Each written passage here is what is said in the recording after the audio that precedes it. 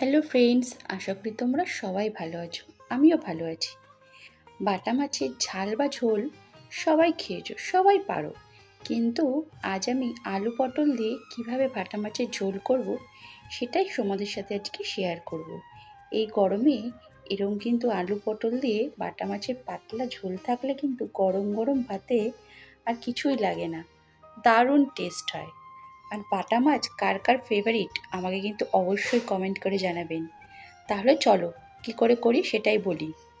দেখো এখানে আমি কতগুলো বাটা মাছ ভালো করে ধুয়ে নিয়েছি। ধুয়ে এবার এর মধ্যে আমি একটু নুন হলুদ মাখিয়ে নেব। হলুদ দিয়ে নিয়েছি, এবার একটু নুন দিয়ে নেব, দিয়ে বাটা মাছগুলো ভালো করে মাখিয়ে নেব। এখানে আমি মিডিয়াম সাইজের বাটা মাছ নিয়ে নিয়েছি।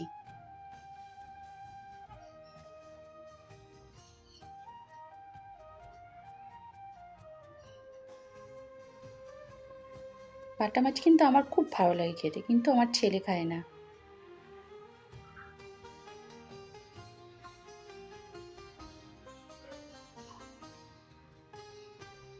এবার দেখো কড়াইতে আমি তেল দিয়ে দিয়েছি, তেলটা গরম হয়ে গেছে। এবার একে একে আমি বাটা মাছগুলো সব দিয়ে দেব, যতগুলো ধরবে। 4টে করে বাটা মাছ আমি এখানে ভেজে নেব। দেখো এই করে করে আমার বাটা মাছগুলো আমি সব ভেজে নিয়ে নিয়েছি। আর দেখো এখানে বাটা মাছ করার জন্য আমি এখানে আলু পটল এরমভাবে লম্বা লম্বা করে কেটে নিয়েছি, আর পেঁয়াজ কেটে নিয়েছি। আর এখানে দেখো আমি আদা, জিরে আর কাশ্মীরি মরিচ নিয়ে নিয়েছি।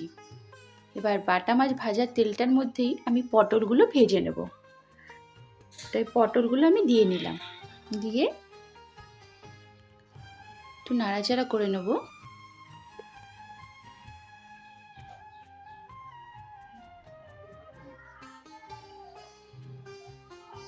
একটু সামান্য হলুদ দিয়ে নিলাম,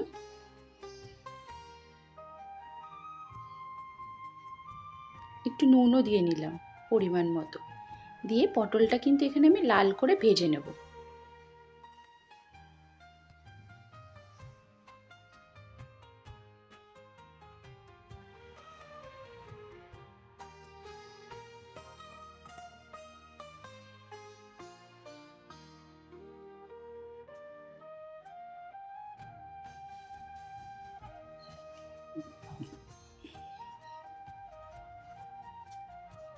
দিয়ে পেঁয়াজটা হালকা একটু ভাজা ভাজা করব।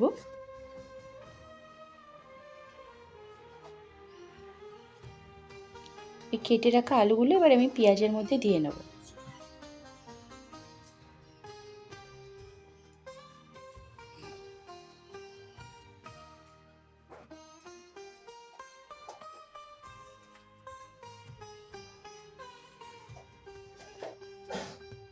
দিয়ে পরিমাণ মতো হলুদ দিয়ে নিলাম, পরিমাণ মতো নুন দিয়ে নিলাম।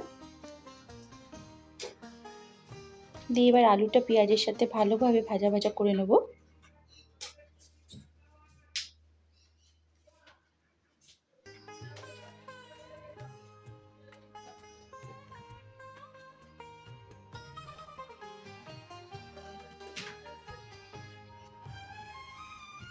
যে মশলাটা করে রেখেছিলাম আদা, জিরে আর কাশ্মীরি মরিচ, সেটা দিয়ে একটু সামান্য পরিমাণে জল দিয়ে নিলাম। একটু জল দিয়ে মশলাটা কষালে না, মশলাটা একটু ভালোভাবে কষে, কিন্তু খুব বেশি পরিমাণে দেবেন না, সামান্য পরিমাণে জল দিলেই হয়ে যাবে। দিয়ে আমি মশলাটা কষার জন্য একটু ঢেকে দেব। তারপর ঢাকা খুলে দেখো মশলাটা আমার কষেই এসছে। এবার এর মধ্যে আমি ভেজে রাখা পটলগুলো দিয়ে দেব। দিয়ে একটু টমেটো কুচি দিয়ে নিলাম। দিয়ে ভালোভাবে আবার একটু নাড়াচাড়া করে নেব।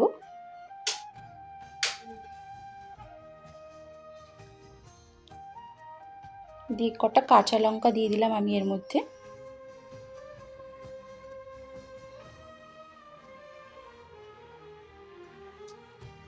এটা যেহেতু বাটা মাছের ঝোল, সুতরাং এটাতে ঝালটা একটু কমই হবে, বেশি ঝাল দেওয়া যাবে না, ঝোল তো। আর যারা ঝাল খাবেন দিতে পারেন, আমি এখানে কিন্তু ঝালটা কমই দিয়েছি। মশলাটা আমার কষে গেছে, এবার আমি জল দিয়ে দেবো পরিমাণ মতো।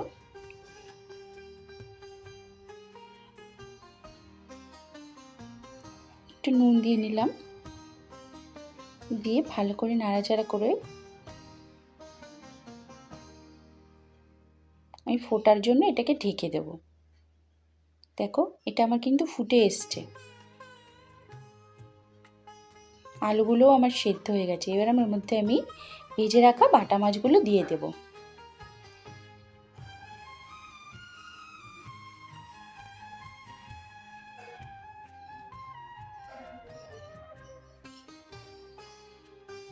বাটা মাছগুলো দিয়ে ঝোলের মধ্যে একটু ভালোভাবে ডুবিয়ে একটু সামান্য পরিমাণে ফুটিয়ে নেব।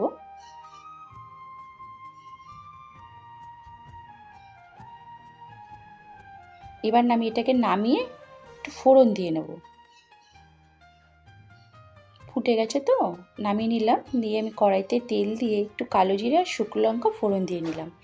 বাটা মাছের ঝোলে না এরকম কালো জিরা আর শুকনো লঙ্কা একটু ফোড়ন দিয়ে নেবেন, টেস্টটা দারুণ হয়।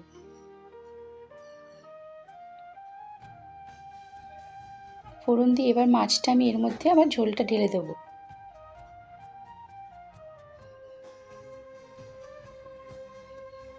দিয়ে একটু সামান্য ফোটাবো, বেশিক্ষণ ফোটাবো না, ওই 2-3 মিনিট ফুটিয়ে নেব।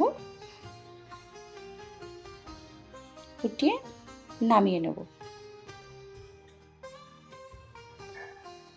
নামিয়ে আমার হয়ে গেছে, কিন্তু ফোটানো হয়ে গেছে। এবার আমি দেখো এটা নামিয়ে উপর থেকে আমি ধনেপাতা ছড়িয়ে দিয়েছি। বাটা মাছের এরকম আলু পটলের ঝোলে যদি একটু সামান্য ধনেপাতা দিয়ে দেন, তাহলে টেস্টটা কিন্তু অসাধারণ লাগে। তাহলে বন্ধুরা কেমন হলো বলো এই পটল আলু দিয়ে বাটা মাছের ঝোল? ভালো লাগলে একটু লাইক ও শেয়ার করে দেবেন। আর যারা আমাকে এখনও সাবস্ক্রাইব করনি একটু সাবস্ক্রাইব করে দেবে। আর এই গরমে কিন্তু একটুখানি এরকম বাটা মাছের পটল আলু দিয়ে ঝোল করেই নেওয়া যায়। গরম গরম ভাতে কিন্তু দারুণ লাগে খেতে।